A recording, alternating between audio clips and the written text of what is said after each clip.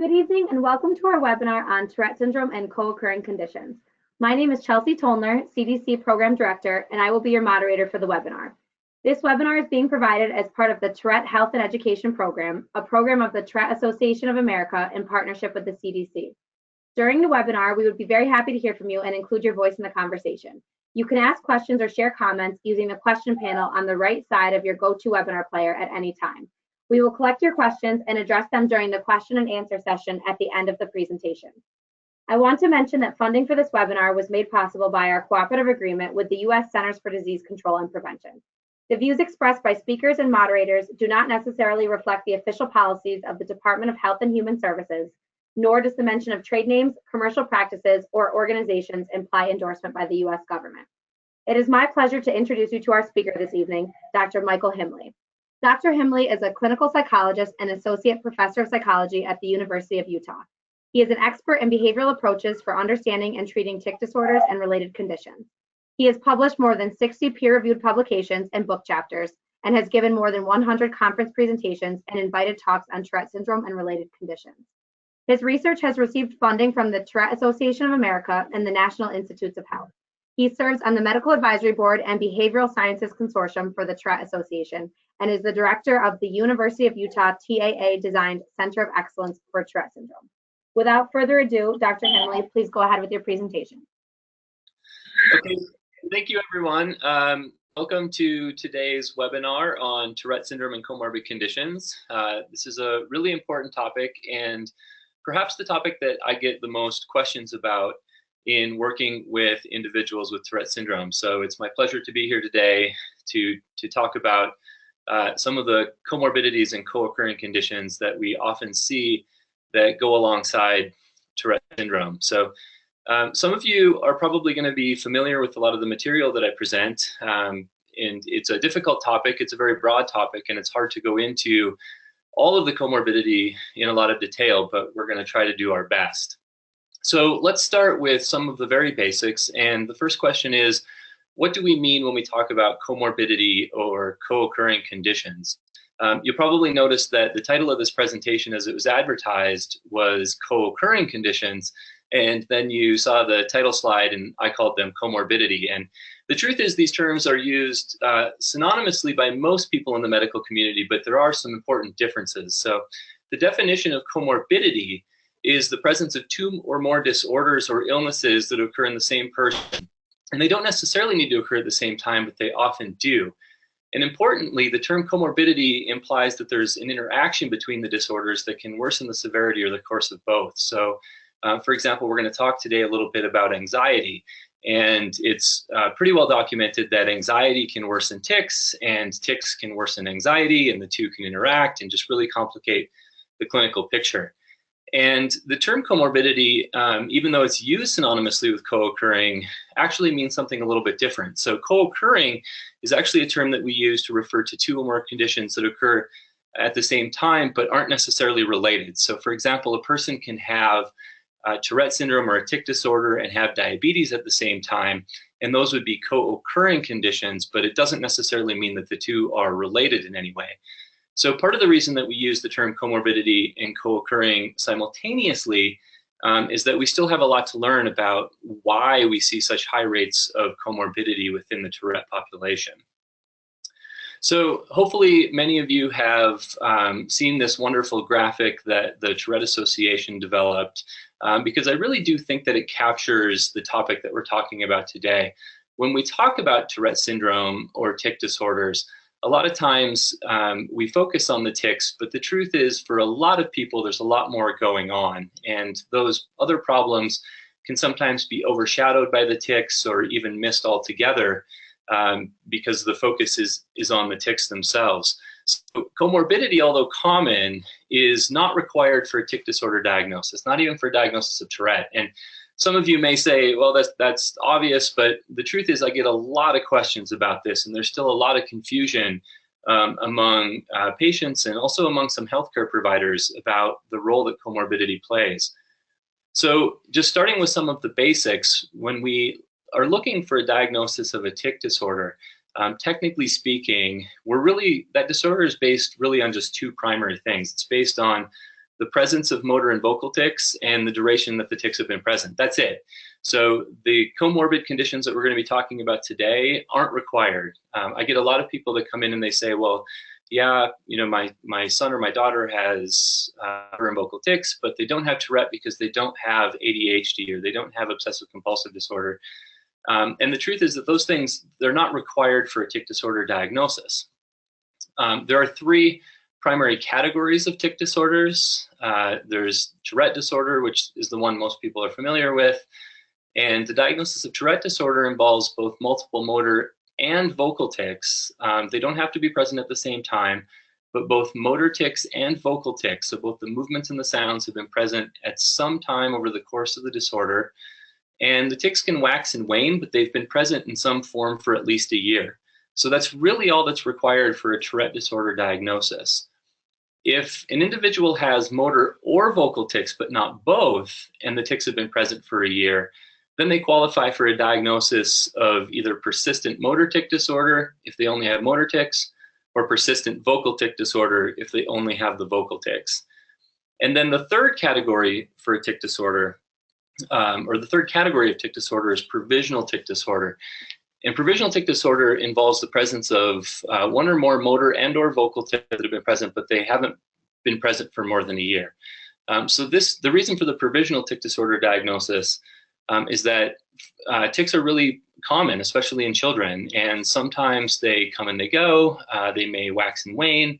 They may be really sporadic, and they may even go away and not come back. And so that individual might not meet criteria for persistent motor vocal tic disorder or Tourette. So the reason I bring this up is to return to this slide, and that's just to reiterate that comorbidity, although common, isn't required for a tic disorder diagnosis.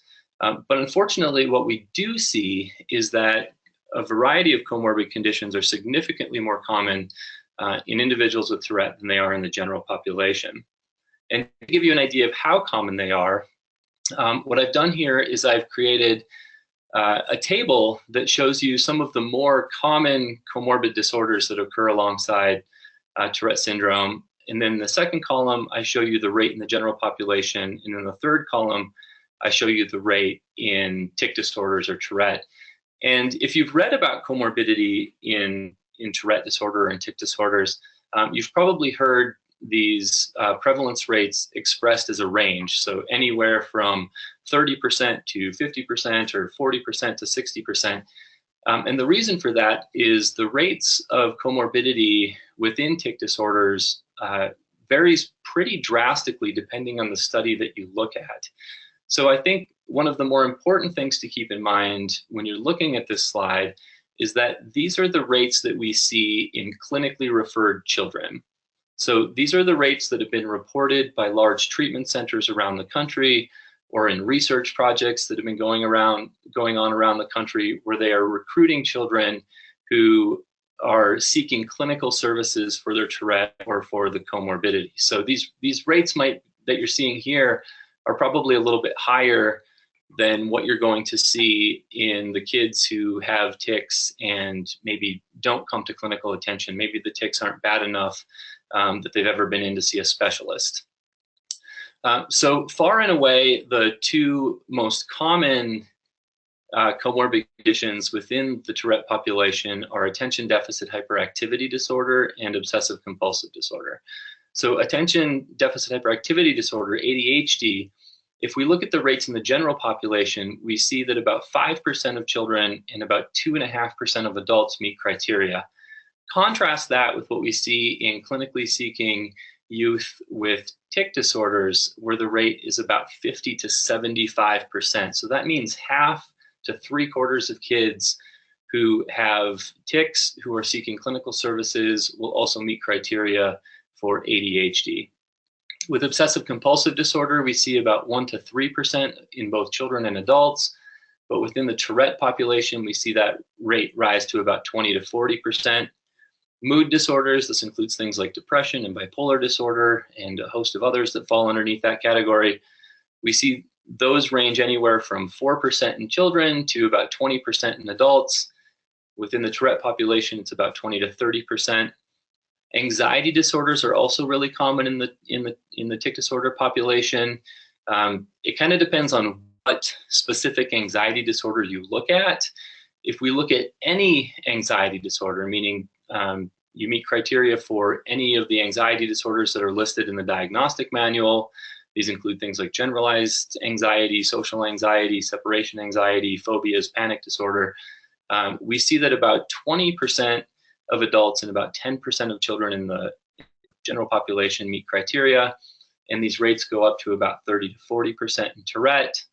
Oppositional defiant disorder, about 3% of kids, about 15 to 20%. So the take-home point from this slide is that psychiatric disorders, comorbid psychiatric disorders, are really common in the Tourette population. And in fact, it's been estimated that up to 80 to 90% of individuals diagnosed with either Tourette or persistent motor and vocal tic disorder will meet criteria for a comorbid disorder at some point in their life. And that's in contrast to somewhere in the 20 to 30% range in the general population. So even though these aren't required for a diagnosis of Tourette, it's pretty clear that individuals with Tourette are at higher risk for developing a comorbid psychiatric disorder, and the rates are really quite common.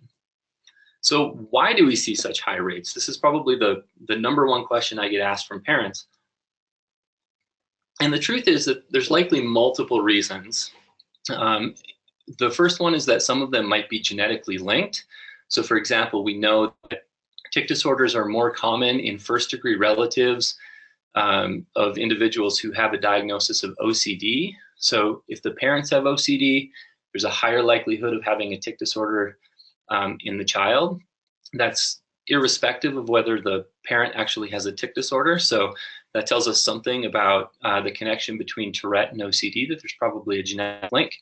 And there's some evidence coming out that ADHD might fit in that same category. We know and suspect that some of the comorbidities share brain structures and neurotransmitters. So for example, ADHD and OCD might involve some of the same brain structures. So whatever's going on in Tourette, and I won't get into all the details with that, may also be influencing things like anxiety and attention and impulsivity, which are the hallmark features of ADHD and OCD and anxiety disorders. For some individuals, the comorbidity can be secondary to the consequences of having Tourette. So for example, some individuals, as they live with Tourette and they deal with social stigma or academic problems or bias or even outright discrimination, it can damage self-esteem. It can make them anxious about what other people are thinking about their tics. It can lead to depression and anxiety. So in some cases, some of the mood problems that we see and some of the anxiety problems that we see might be actually secondary to living with Tourette. And it's also possible that some of them are just separate co-occurring problems. So for example, generalized anxiety and phobias, we know that these are relatively common in the general population. And so unfortunately, kids with Tourette are no exception. And so it's possible that they just got the unlucky situation of getting two separate conditions, two separate co-occurring conditions, and they can both be problematic. Aside from the symptoms that we actually classify in our diagnostic manual, there are a lot of other common problems that individuals with Tourette can experience. So many individuals with Tourette have problems that don't fit nicely into any particular diagnostic category, or some of these symptoms cut across multiple diagnostic categories. Examples are sleep problems, anger problems, or what we call rage attacks, which we'll talk a little bit about today, sensory intolerance and hypersensitivity. So sensitivity to tactile stimulation. A lot of times these are individuals who don't like the feeling of certain textures on their skin. They don't like tags on their clothing. Other individuals might be really hypersensitive to loud sound. They startle easily. So some of those sensory intolerance issues are pretty common in Tourette. General impulsivity, whether or not an individual meets criteria for ADHD, a lot of individuals experience struggles with just being somewhat impulsive. Motor control problems, especially with handwriting, which we see frequently, which can really interfere with things like schoolwork. And then also learning problems. And if learning problems rise to the level where they're getting in the way, there is a separate category for specific learning problems that can be diagnosed, but a lot of times those sort of fly under the radar. These secondary problems are sometimes secondary to comorbid problems and sometimes secondary to the tics themselves. And so even though they don't fit neatly into a diagnostic box, they can still cause a lot of problems and a lot of distress for the individuals and their families. Because we have limited time today, we only have about an hour to get through this complicated topic, and I want to make sure that we save plenty of time for questions. We're going to focus most of the discussion today around some of the more common co-occurring conditions, and specifically we're going to talk a lot about ADHD and OCD, or Obsessive-Compulsive disorder, because these are the two that occur the most frequently along with tics, and in fact, they're so common that we sort of dubbed this the Tourette triad. That's not an official diagnosis, but given how often they co-occur and some of the complications that they can cause for clinical planning and for treatment, I just really want to focus on the overlap between these three conditions. So let's start talking a little bit about obsessive-compulsive disorder, or what we're now starting to refer to as obsessive-compulsive behaviors. And the reason that I split that out into disorders and behaviors is that a lot of times it can be really tricky to figure out if an individual meets full criteria for OCD, but the obsessive and compulsive behaviors are still there and still problematic. Technically speaking, a diagnosis of OCD involves the presence of obsessions, compulsions, or both. Obsessions are defined as recurrent and persistent thoughts, images, impulses, or urges that are intrusive and unwanted, and very, very importantly, they cause anxiety. So a lot of times we just call these obsessional fears. It's important to note that these obsessions, the persistent and recurrent thoughts and images that pop into somebody's mind, these are very unwanted. These are not things that a person is thinking about on purpose. It's not something that they enjoy thinking about. It's not something that they're thinking about to get attention or anything like that. These are intrusive thoughts that pop into the individual's mind, and they cause anxiety, and the person doesn't want to think about them. In fact, a big part of the problem in OCD is that individuals, when they have obsessions, will go to great lengths to try not to think about these things. There's actually a phenomenon that we call the white bear phenomenon. And if we had a little bit of time, I would have you close your eyes and try to clear your mind. And I would tell you, whatever you do, as if your life depended upon it, try as hard as you can not to think of a white bear. Don't think about the white bear's fur. Don't think about a polar bear. Whatever you do, just don't think about a white bear. And if we did that exercise, what you'd notice is that almost all of you would instantly start thinking about a white bear. And that's what we mean by persistent thoughts. The harder you try not to think about it, the more you think about it. Now imagine if those thoughts created a lot of anxiety and a lot of fear and a lot of dread. And that's what individuals with OCD are going through. The fears are often irrational. For example, thinking about the worst possible outcome, overestimating the likelihood of a catastrophic outcome, right? So you ask an individual with OCD, how likely is it that they'll contract an illness and die? A lot of times they'll overestimate the likelihood that they could contract a very rare virus and that would lead to death. Another one that we call thought action fusion is the idea that thinking about something is as bad as actually doing it. So a lot of times, especially when people have these thoughts that pop in their mind that are taboo, they think, oh my gosh, how could I think about that? I must be a bad person. Just thinking about something bad is just as bad as acting upon it or doing it, which just serves to increase the anxiety. Another one is overvalued sense of responsibility. And this is the idea that you're responsible for making sure that bad things don't happen to others. For example, praying or checking or seeking reassurance to make sure that you haven't caused a loved one to get in a car accident. So even though these fears are irrational, an individual's insight into the irrationality of obsessions can vary pretty considerably from person to person. And this is true for both children and adults, but we especially see this to be the case in kids. where oftentimes they'll say, I know that this bad event isn't likely to happen, but I can't stop thinking about it, and what if it does, right? So sometimes OCD is dubbed the doubting disease. A lot of times individuals will just really get stuck in the, I know it's unlikely, but what if it happens? What if I didn't check good enough? What if this bad thing comes true? So that doubt is a big part of OCD. Common examples of obsessions include fear of being contaminated or contaminating others. This can be contracting an illness or coming into contact with environmental contaminants that might be harmful, or making somebody else sick. So for example, even what if I just came down with the flu and then I gave it to somebody else who had a weakened immune system, and then it actually killed them, and then I would be responsible for the death of someone else, and that would be horrible. For losing control and harming oneself or others. Again here, because these are actually really quite common in individuals with tic disorders, this is one of the more common obsessions that we see. I want to highlight that this is not somebody who's suicidal or somebody who's aggressive and actually thinking about going out and harming someone. These are thoughts that the person is having that they very much don't want to have. They're not a danger to themselves, but they think, well, what if I lose control and picked up that steak knife and stabbed myself with it? And so we need to be really careful to separate that out from suicidal ideation and homicidal ideation. When it's OCD, it's neither of those.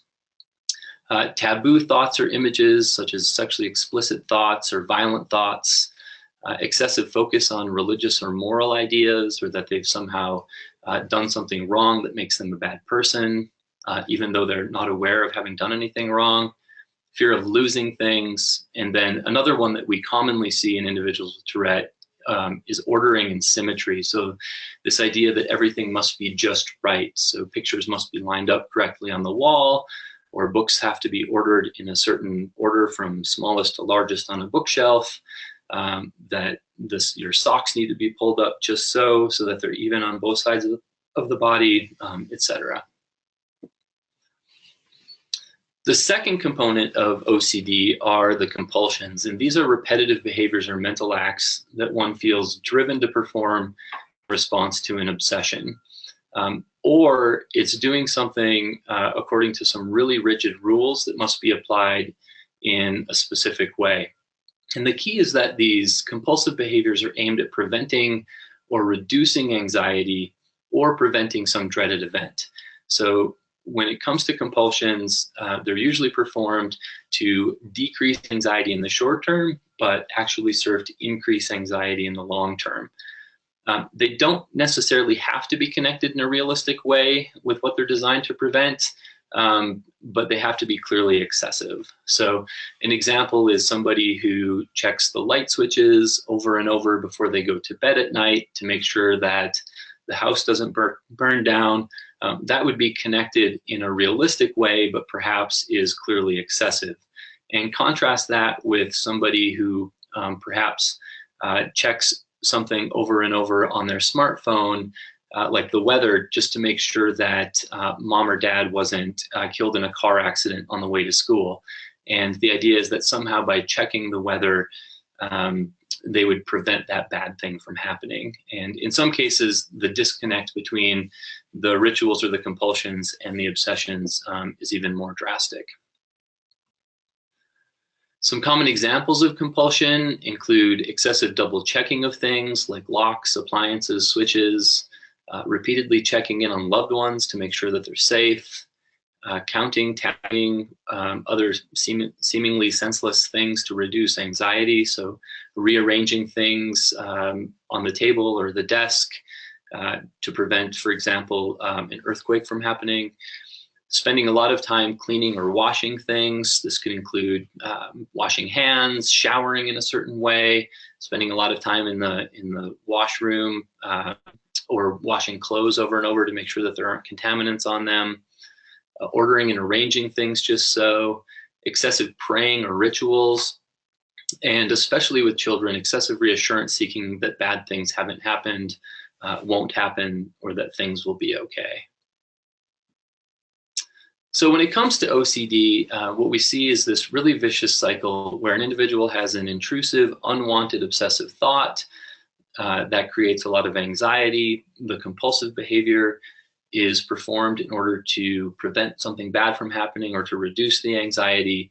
And although this provides temporary relief, it just serves to make things worse in the long run. So it's this unfortunate cycle where the compulsion, at least in the short term, it seems to work, right? The bad thing doesn't happen, the person's anxiety goes down, but all that does is serve to reinforce the need to do the compulsions, and pretty soon a lot of time is being spent on the compulsions, life is getting interrupted, etc. When it comes to diagnosing OCD and Tourette, it can be a little bit challenging. And a part of the reason for this is that compulsive-like behaviors are really quite common. In fact, they're ubiquitous. I think almost anyone on here can think of a time where maybe they checked the locks before they went to bed, and then they get to bed and they ask themselves, did I really check that lock? And maybe I should just go check it one more time. And you might even get up and go check that lock one more time. But then that usually is satisfying. You've checked it, you've double checked it, and you can convince yourself that indeed that door is locked. Or maybe you don't go check it a second time and you convince yourself that the risk is worth it, that you're not going to get out of bed, that the likelihood of somebody coming into your house in the nighttime is quite low, and so you're able to go to sleep. Compulsive behaviors are really common actually in children. So we see kids, especially children under about the ages of 6 or 7, a lot of times they like to line things up in a certain order. They like to have things arranged just so. They get very upset if you actually go in and move their things. They like to take certain routes to school. They don't like changes to their routine. And so we oftentimes say that they're being a little OCD. And the reason that we say that is because OCD is just really common, and in kids it's actually developmentally appropriate. And most kids actually grow out of that by the time they reach elementary school, or later elementary school at least. It's also hard to know what's considered excessive, right? So I talked about getting up to make sure that the door was locked. Is getting up twice excessive? What about when you're driving to work and you think, oh man, I'm not sure that I turned the oven off this morning. I should probably go back and check. Well, what if you are only 2 miles away and you drive back and you check, make sure the oven was off? Is that considered excessive? So it's sometimes really hard to figure out what is considered excessive. So clinically, what we focus on is the level of impairment, distress, and interference, right? And those are related but somewhat different concepts. So impairment refers to the degree to which the worries and the compulsions are actually getting in the way. So if you drive back to check that oven and you're late for work and you do that 3 or 4 times a week and you're getting reprimanded and your job is threatened, that might be considered excessive because it's causing impairment or interference with work. If you check it once and you get to work and everything is fine, then that perhaps wouldn't be considered excessive. We also focus on the level of distress. And so if the compulsion was prevented, how much distress would it cause, right? So what if I'm the one driving you to work and you say, oh man, I didn't check the oven, we should go back and look. And I say, no, we're just going to keep going. I'm sure it will be fine. How distressed would you actually get? So that's the second thing that we're looking at when we're diagnosing OCD. The other complication that we have is that the symptoms can sometimes overlap with other disorders. So for example, some of the worries and the fears that we see in OCD are also common in generalized anxiety disorder. The avoidance that we see in OCD is really common in phobias. Each one of these is a little bit different. So with GAD, it's usually worries about everyday events and across a whole range of things that normally would cause worry. The worry is just excessive. And with phobias, it's usually constrained to something really specific, like specific animals or insects or weather events, things like that. It can also be hard to separate out compulsions from some of the repetitive and restrictive behaviors, especially those that we see in autism spectrum disorders. And the one that we struggle probably the most with is separating out compulsions from complex tics. So for those of you who aren't familiar with complex tics, we generally break tics down, especially motor tics, into these informal categories we call simple tics and complex tics. And simple tics are the ones, the very brief, jerky movements, usually involving a single muscle group. They don't appear to serve any purpose. They can be things like head nods or shoulder jerks or brief facial expressions. For some individuals, they display more complex tics, and these can be things like touching and tapping and evening things up, going in and out of doorways, or orchestrated complex patterns of movements that are indeed tics, but can look very much like a compulsion. So when we see these complex tics, we have to spend quite a bit of time really digging in and finding out what's going on. Are they preceded by obsessive thoughts? Is there a feared outcome if the behavior is not performed a certain way? How much anxiety does it cause if the person is prevented from doing the behavior? So we have to get in there and try to tease apart OCD from Tourette the best that we can, and that can be really difficult. And sometimes we have to really dig in treatment and try to figure out what's going on and spend a lot of time with the individual to figure out what is and isn't OCD and what is and is not Tourette. Turning our attention to ADHD. ADHD is a persistent pattern of inattention or hyperactivity or impulsivity that interferes with functioning and development. There are 3 specifiers when it comes to ADHD. So we used to have separate diagnoses where a person could be diagnosed with ADHD, which is the inattention and the hyperactivity, or they could be diagnosed with what still a lot of people think of when they think of ADD, which is attention deficit disorder. And that's an old diagnostic label that described individuals who had struggles with inattention. So they were inattentive, but they didn't have the hyperactivity. They weren't, especially in kids, they weren't bouncing off the walls. They didn't seem that they were driven by a motor, that sort of thing. What we've actually come to realize is that for most individuals with ADHD, there are some symptoms of both inattention and some symptoms of hyperactivity, but we also recognize that you can be predominantly inattentive or predominantly hyperactive, or you can have both. So there are actually 3 specifiers now, and we no longer use the term ADD. Instead, those individuals would be considered ADHD with the specifier of predominantly inattentive type. If you have both the hyperactivity and the inattention, then you'd get a combined type specifier with the ADHD diagnosis.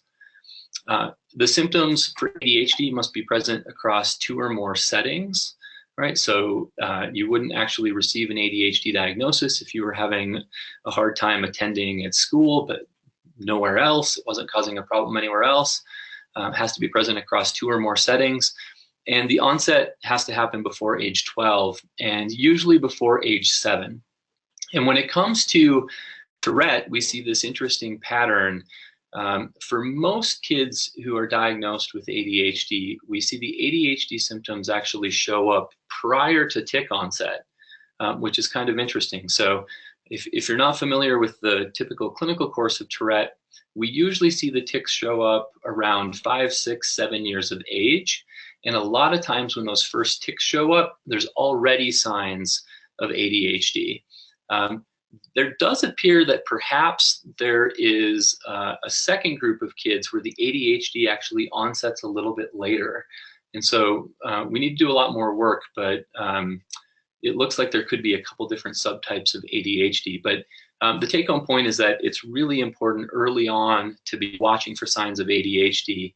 And in some ways, when we see newly diagnosed kids with tics, what we're doing is we're paying attention to the tics, but what we're really focused on is making sure that we adequately screen for the presence of ADHD and anxiety problems and some of these other comorbidities. When it comes to symptoms of inattention, the things that we're looking for are failing to give close attention to details, making careless mistakes, especially on schoolwork, difficulty sustaining attention or a lack of focus, not listening when spoken to directly. So these are the kids where you can talk and talk and talk all day long, and it looks as if the words just pass in one ear and out the other, as my parents used to say. Not following through on instructions or failing to finish tasks. So getting 2 or 3 problems into a problem set, and then they're up and off and moving on to something else. Problems with organization, avoiding or resisting tasks that require attention. So this is actually a big one that gets missed a lot. Sometimes, especially for adolescents and young adults, it's not that they really struggle with careless mistakes or not following through on the tasks, but they actually will avoid tasks that require sustained attention because they're really aversive and difficult. Losing things that are necessary for tasks, things like pencils and calculators and backpacks. We actually saw a kid not long ago who came home from school with only 1 shoe on. That would qualify for losing things necessary for tasks. Easily distracted by thoughts or extraneous stimuli, so really struggling in environments where there's a lot going on, or forgetful in daily activities. And so to meet criteria for ADHD, 6 or more of these have to be present. What we're looking for when it comes to hyperactivity, impulsivity, are things like fidgeting, tapping, squirming, leaving one's seat when the expectation is to stay seated, running, climbing, difficulty sitting still. A lot of times these kids are described as always on the go or driven by a motor, excessive talking, blurting out answers, interrupting, intruding on others. This involves getting in their personal space, running up and hugging other children, butting into conversations, inserting themselves into other people's conversations. And here again, to qualify for a diagnosis, you have to have multiple symptoms of hyperactivity or impulsivity.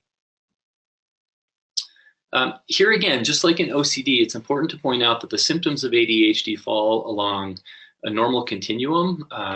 So anybody who's spent time around a 4 or 5-year-old child, especially boys, you're sure to see some things that look a little bit like ADHD. They don't always listen when you talk to them. They're up and on the go. They're jumping off of things. They're bouncing off the walls. Some of that is really normal, especially in young children, and so we need to keep that in mind. One of the other struggles that we have when it comes to diagnosing ADHD is that several other disorders can cause ADHD-like symptoms. So anxiety is a big one. The differential diagnosis between ADHD and anxiety can be really difficult. When kids are anxious, they often look very inattentive and they look very hyperactive. Their mind is racing. They're not paying attention to tasks. This is especially true for kids when it comes to math, where little mistakes can cause problems down the road. So a lot of times when we see math anxiety, we see them making little mistakes when they're required to carry numbers or do long division, things like that. Oppositional defiant disorder can look a lot like ADHD. Tics can actually mimic ADHD. So I learned a very valuable lesson from a young girl that I worked with not long ago. We were talking about some of her eye tics. She had an eye darting tic. It was fairly frequent. Wasn't noticed all that by others. The teachers hadn't really noticed it, but she made a good point. Imagine reading across a page and darting your eyes up to the corner of the room about every 3rd word. How difficult it would be to actually complete a reading task. So tics can actually mimic ADHD symptoms. Sleep problems can mimic ADHD symptoms. Kids who are sleep deprived and don't get enough sleep oftentimes look like they have ADHD. And then medication side effects can also cause ADHD-like symptoms. So when we think about ADHD, one of the take-home points is that ADHD is a can't-do, not a won't-do disorder. So kids who struggle with ADHD, it's not that they don't want to be able to perform well. It's not that they don't want to be able to sustain attention and do well in school. It's not that they are being defiant and not listening to your instructions. They really are just having a hard time remembering the instructions, or a hard time filtering out the distractions, having a hard time maintaining their focus. So it's very much a can't do, not a won't do disorder. And as I've already mentioned, the onset and timing of symptoms is really important to take into account. So when we see kids who have a tic disorder and we suspect ADHD, we're looking very carefully at when the ADHD symptoms really started to be a problem. Was it before or after tic onset, and that can give us some insight into whether we're dealing with tics that are mimicking ADHD or in fact ADHD symptoms, or even perhaps both. The other comorbidity that I wanted to address briefly today are anger and explosive behaviors. The reason that I bring this one up is that when these are present, they are often the focus of clinical attention. I've worked with a lot of kids with anger issues and explosive behavior, and I really do understand how disruptive this set of behaviors can be. Here again, we're not talking about kids. Anger is a basic emotion, and everybody experiences anger, gets angry from time to time. A lot of things can cause anger. So we see anger in kids who are depressed. We see anger problems in individuals with bipolar disorder, with anxiety disorders. Just general levels of stress can increase anger. So anger is a basic emotion. It's not particularly bad. But when we start to see problems is when kids have these angry emotional outbursts that are grossly out of proportion to the provocation of the precipitating stressor. And this is one of those where you know it when you see it, right? These are individuals who, in response to some pretty minimal provocation, all of a sudden go from 0 to 100 in no time flat. Very, very emotional.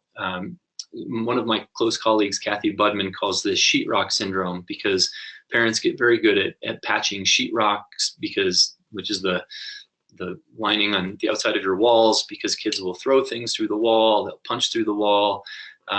Usually after the episode is over, they feel horribly remorseful, they apologize, they feel like someone else took over their body, they will tell their parents how sorry they are, etc. And so it's important to keep in mind that this type of anger is reactive. It's not premeditated or planned, and it's not instrumental. And what that means is that kids aren't doing this in order to get their way or to get something that they want. So this isn't a kid who's being aggressive towards a sibling because the sibling took a toy that they wanted to play with. These are much more severe explosive outbursts. And we find that these rage attacks or these explosive attacks are more common in kids with OCD and anxiety and ADHD or mood disturbance. And so we think that there's a relationship there between an underlying mood disturbance and some of this externalizing behavior that we see. There's no formal diagnosis. I know a lot of people don't like this term rage attack. It seems to capture it. But the truth is there just isn't a good diagnosis that really captures these anger problems. The DSM-5, our newest edition of the diagnostic manual, does include a category for intermittent explosive disorder, which captures some of it. And there's also this new category called disruptive mood dysregulation disorder that does seem to capture some of these kids. So we'll see moving forward how well if this helps at all in identifying it and in providing treatment recommendations. But right now there's just not a good formal diagnostic category for these kids. So some of the problems associated with comorbidity, the first is that they're often overlooked, especially in kids. We can get really focused on the tic symptoms at the expense of identifying ADHD and OCD and anxiety problems. This is especially true for what we call the internalizing disorders, things like anxiety and depression and mood disturbance, and even the inattentive kids. Those kids often get overlooked, partly because you can't clearly see the symptoms. So this is the squeaky wheel gets the grease problem. If a kid is being defiant or having outbursts or is hyperactive and bouncing off the walls and not listening to instructions, those kids are usually pretty easy to identify. Unfortunately, with the internalizing problems, those can be more easily overlooked. As I mentioned earlier, tics can overshadow some of these symptoms, and we need to be really attentive to that. Numerous studies, though, have shown that comorbidity is associated with more problems than the tics in most cases. And in fact, this holds true even for the kids who have really quite severe tic disorders. ADHD in particular is associated with problems in school, problems at home, work-related problems down the road, social problems. ADHD really seems to carry the day when it comes to what predicts poor outcomes. So we really, really need to focus on making sure that we identify the comorbidity. The mood disorders, anxiety, and OCD also tend to be chronic if they're not addressed and treated. This is another reason that we need to very carefully screen for comorbidity. A lot of you may be familiar with the clinical course of Tourette and have heard that the tics tend to wax and wane, get worse up through adolescence and puberty, and then for the vast majority of adults, the tics tend to become less variable and decrease in severity. And unfortunately, we can't say the same thing for some of the comorbidity. Mood disorders in particular, anxiety and OCD, if they're not treated, tend to be chronic and continue to cause problems into adulthood if they're not adequately identified and addressed. So what do we do about it? There's a lot of kind of scary information there about comorbidity. Unfortunately, what a lot of parents are told is don't worry about it.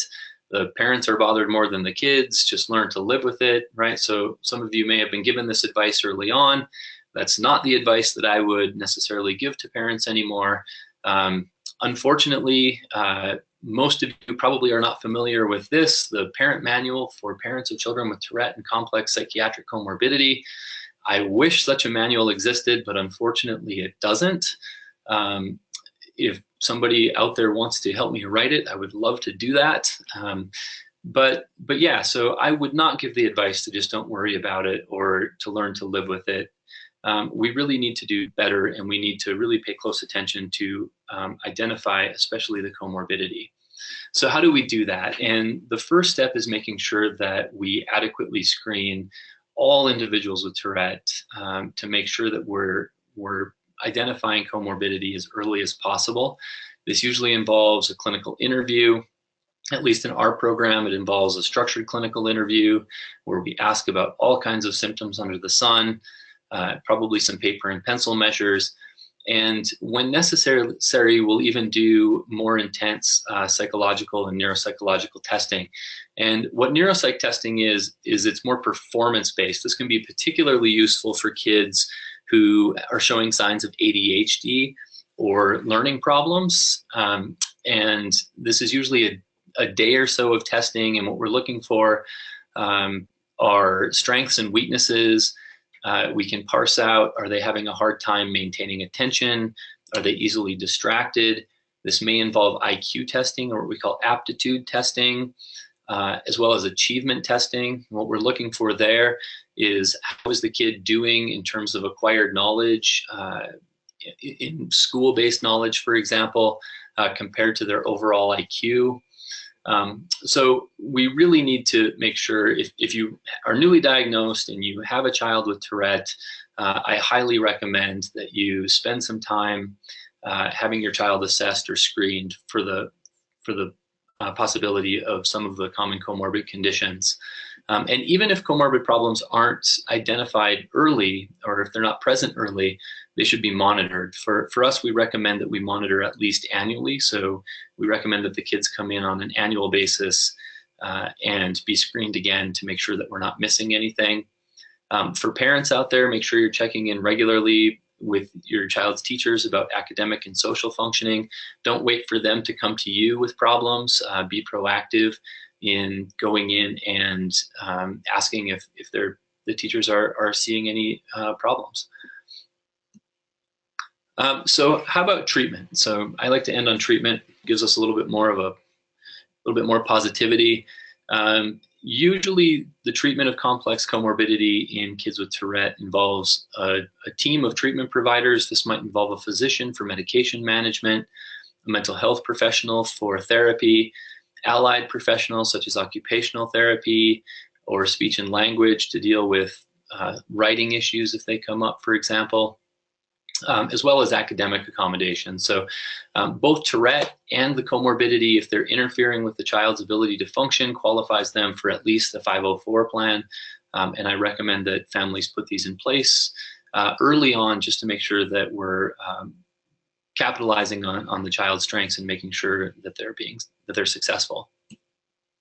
In terms of medication for ADHD, there are a couple different classes. I don't have time to go into all the medications, but I thought I'd throw these up there. Mostly, so I'm a psychotherapist, I'm a psychologist, I don't prescribe medication, but in working with kids with Tourette and complex comorbidity, I've seen medication do wonders for kids. I've also seen kids who can't tolerate it. I understand parents' concerns around putting their young child, especially, on psychotropic medication. But given the implications, especially for ADHD, it's important that ADHD is managed. And right now, one of our best options is medication. There are a couple different classes. There are the stimulant medications, things like Adderall and Ritalin.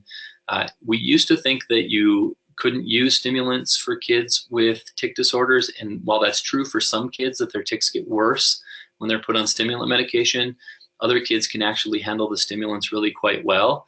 And again, it's a cost-benefit trade-off. If the tics go up a little bit, but the medication is working really, really well for the ADHD, that might be a trade-off that you're willing to tolerate, given that ADHD predicts bad stuff down the road, and tics less so. A second class are the alpha-2 agonists. These are things like clonidine and guanfacine, with the brand names Tenex and Catapres and Intuniv. The nice thing about these is that they're non-stimulant, so they usually don't worsen tics at all. Unfortunately, they're less effective for the ADHD than the stimulants for a lot of kids. On the one hand, if the kids have comorbid ADHD and Tourette, it can reduce the tics a little bit, but they're not a very potent tic suppressing medication. So it's a good middle of the road option for kids who are showing signs, who have both tics and are showing signs of ADHD, problematic ADHD. As far as OCD goes, usually what we're seeing here are the SSRIs, or the selective serotonin reuptake inhibitors. These are things like Lexapro and Prozac, Luvox, Zoloft. These actually work directly on the serotonin system and the system that's responsible for mood management. These are also called antidepressants. Don't be fooled by the name.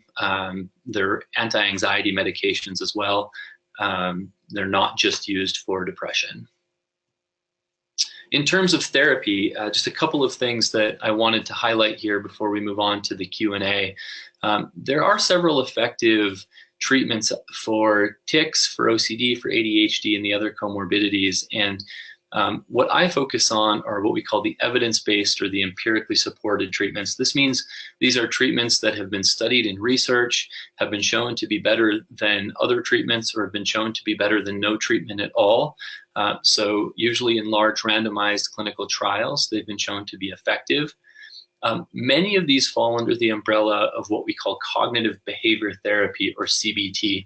And what I want to highlight here is that when we talk about CBT, this is different than cognitive behavioral intervention for tics, which is CBIT, right? So CBIT is a form of cognitive behavior therapy, but it's not the same thing. And that's an area of confusion that I'm trying to clarify any chance that I get.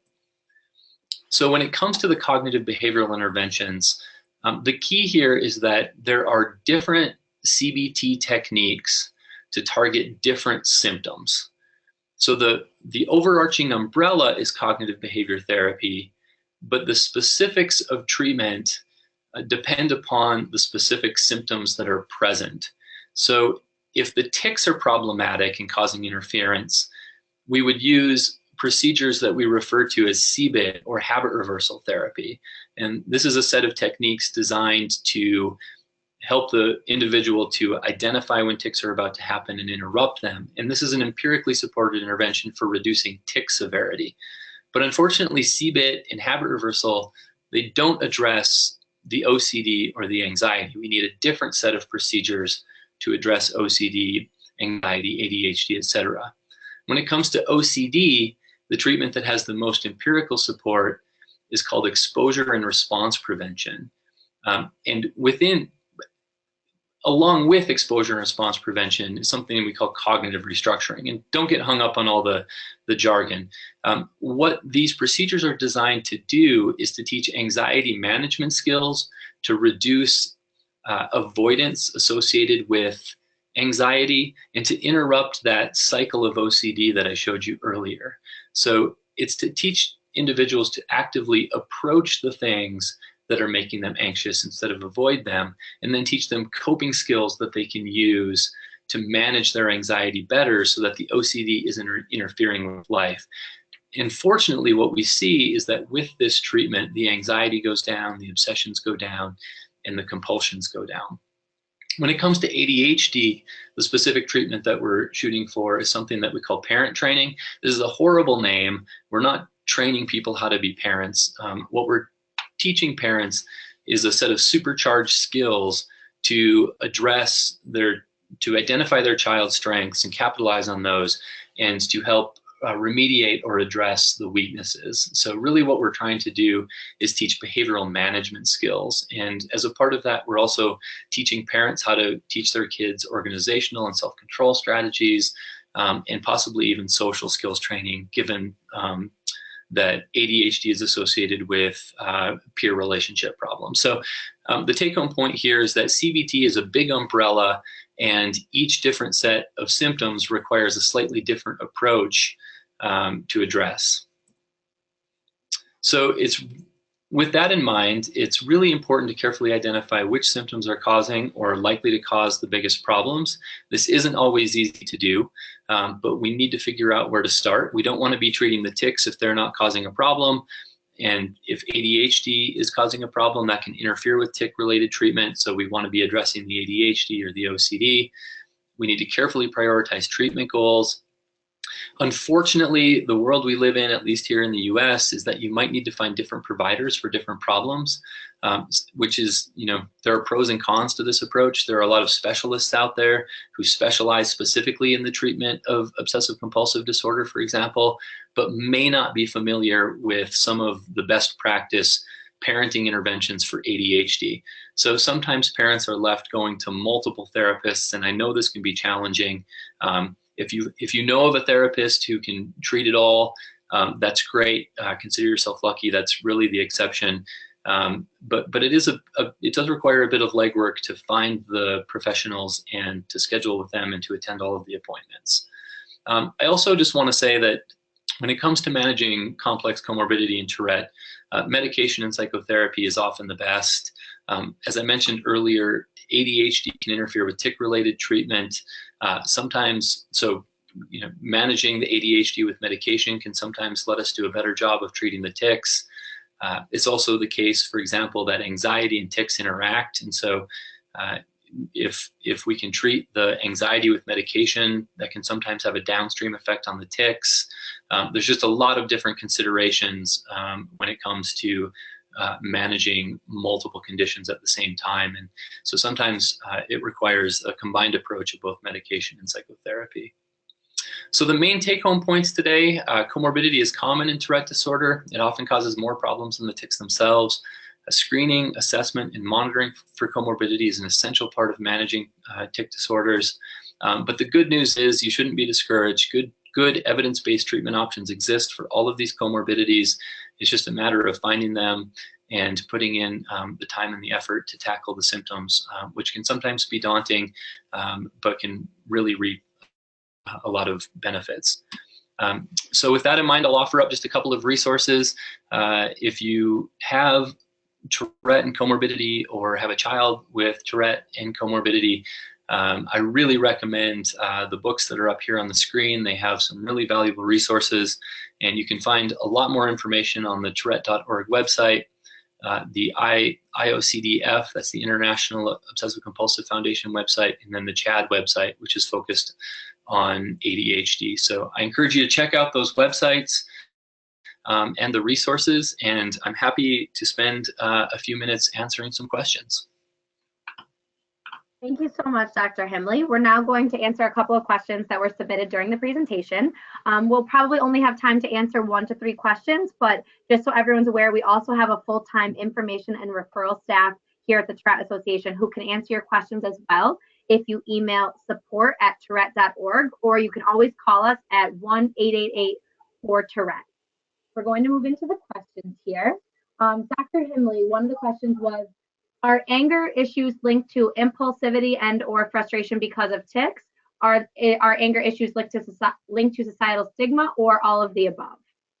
That's a great question, and thanks for submitting that. You know, of the options that you give me there, I would say all of the above. I think all of those things really interact.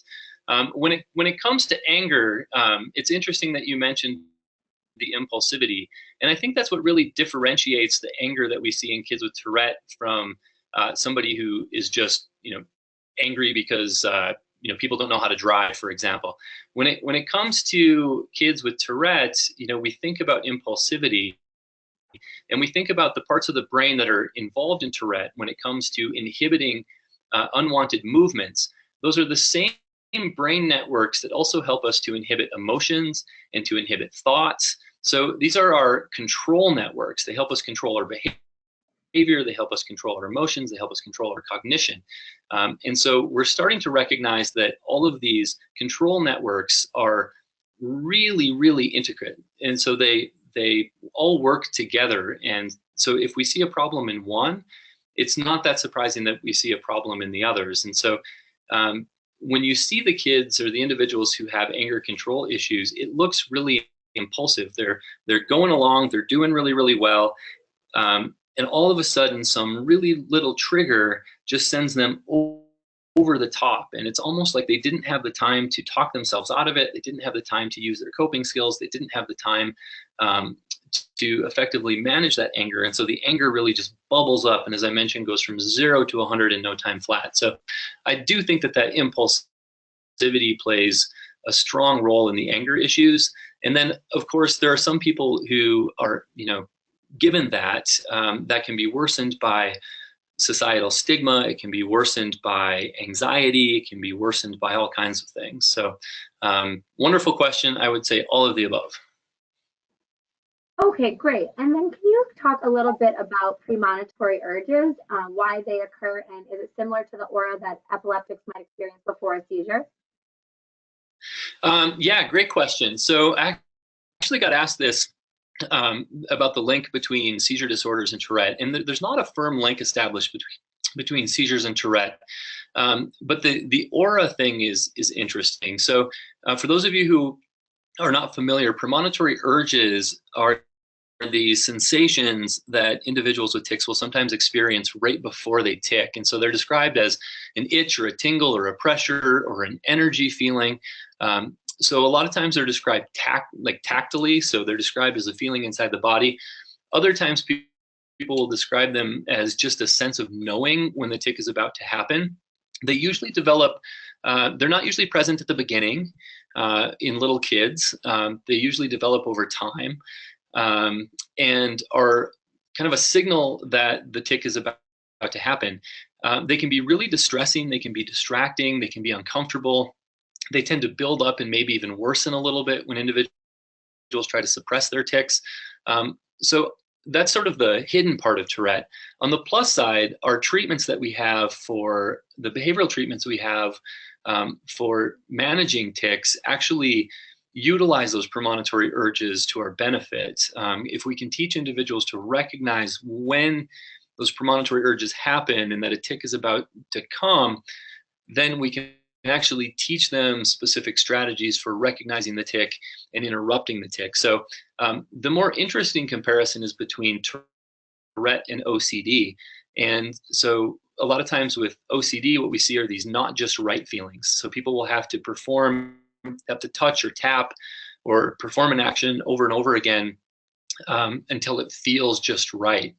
And in some individuals with tics, we see a similar thing happen with the premonitory urges, where the tic satisfies the urges. So the tic has to be done just right, or it has to be done a certain number of times, or it has to be done a certain number of certain way, and that actually makes the urge go down. But then the urge just comes rushing right back. So we actually see more of a link between OCD and that cycle. And that is very similar to the urge tic relief cycle that we see in Tourette. That doesn't answer the seizure question, but you know that link is just not well established, and but the premonitory urge thing is really an interesting element of Tourette. Great, thank you. And we'll end with just one more question. We had another question, someone explaining that their child was diagnosed with Tourette at 5 years old. During that diagnosis, there were no other diagnoses of any of the comorbid behaviors, but since then, several of these behaviors have been noticed. The question from the parent is, what kind of doctor should the family be seeing as far as screening and helping for therapy? A psychologist, a neuropsychologist, what type of doctor? That's a great question.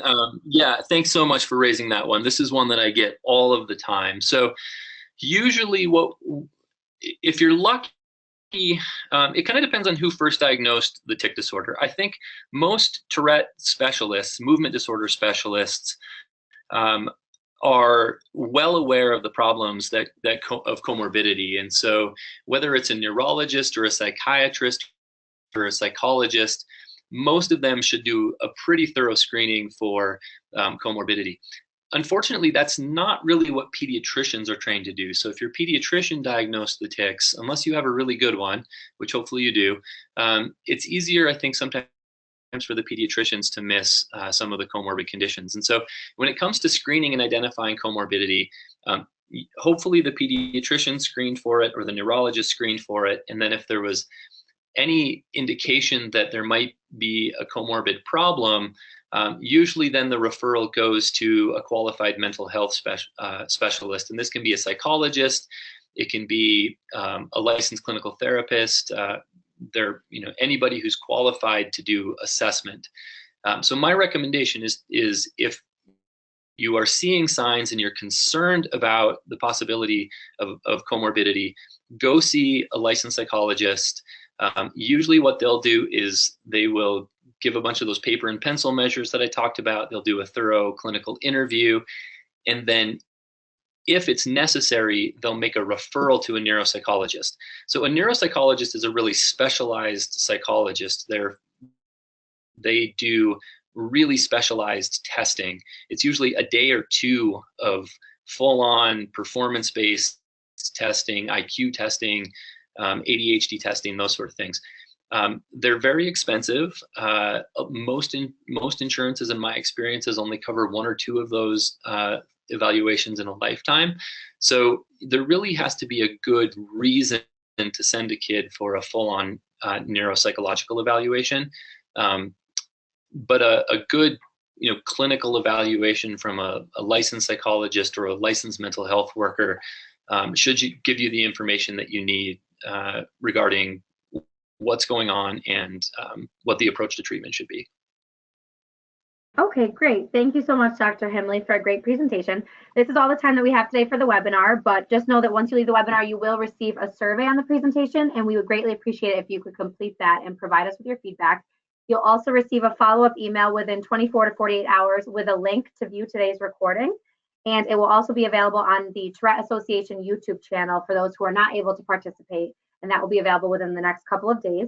We encourage you to reach out to us on social media or at support@tourette.org at any time to share any ideas and suggestions for future webinars that we have.